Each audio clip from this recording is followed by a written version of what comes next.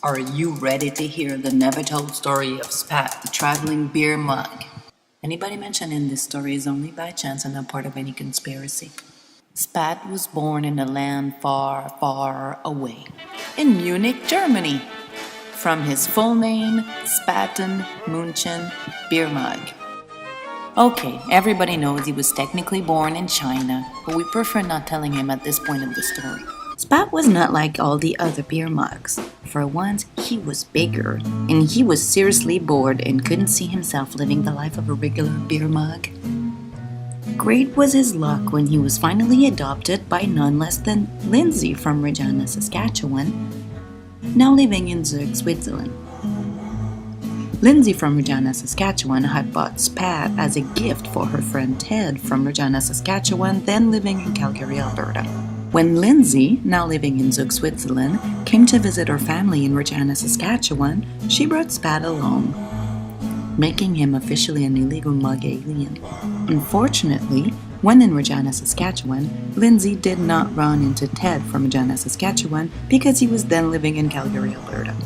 Consequently, Spat was placed in the foster home of Lindsay's sister, Melissa, from and living in Regina, Saskatchewan.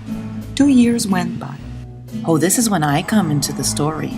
I, Catherine from St. Hyacinthe, Quebec, a friend of Lindsay, Ted, and Melissa, recently drove to Regina, Saskatchewan to visit my friends.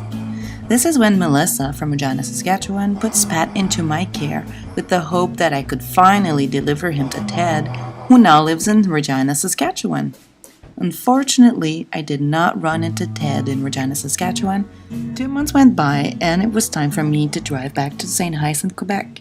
Not wanting to leave Spat in yet another foster home, I decided to temporarily adopt him and take him along on my road trip. Safely buckled up, we set forth on our 3,200-kilometer road trip from Regina, Saskatchewan to St. Hyacinthe, Quebec. We drove straight through Manitoba into Ontario. We even stopped for coffee at the Big Yellow Giant Chair place. It's very famous, you know. Then we stopped in Thunder Bay, Ontario for a good night's sleep. We left early in the morning.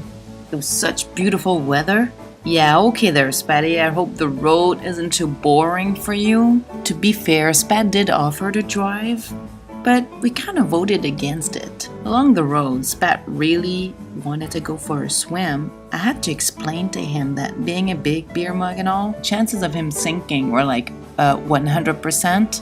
Yeah, so we settled for hanging out with the daisies. We did encounter some wildlife, a wolf pack, even a moose, and some local dude.